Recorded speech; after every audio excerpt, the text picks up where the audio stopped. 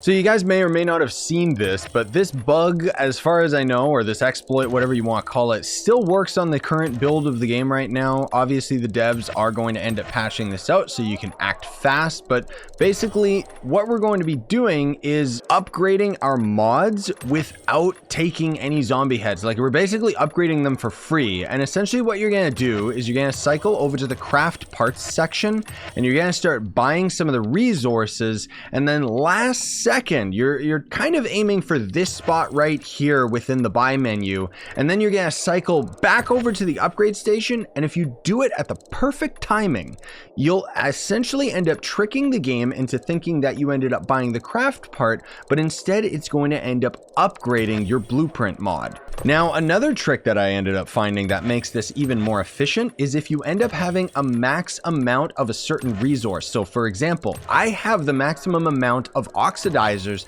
that I can carry in my inventory, which means that I can never accidentally purchase the oxidizer. Whereas with the other equipment and other resources, I could potentially buy out the entire store by accident just because the trick doesn't end up working, right? But yeah, that pretty much is going to end up covering it. You can essentially just buy, swap to the upgrade menu, and swap right back to the resource menu, back and forth really quickly, and eventually you'll end up finding your flow. But generally speaking, this is very buggy. It obviously is unintentional, and I would recommend that if you max out a couple of your mods, you're going to want to exit out of the game just to save, because if the game ends up crashing, and sometimes it does because of this, it means that you'll essentially end up losing all of the mods that you ended up upgrading in that last session. So make sure you save often. I've also found that I'm not able to max out every single one of my mods. Eventually this trick just stopped working for me, but generally speaking, I was able to upgrade all of the mods that mattered.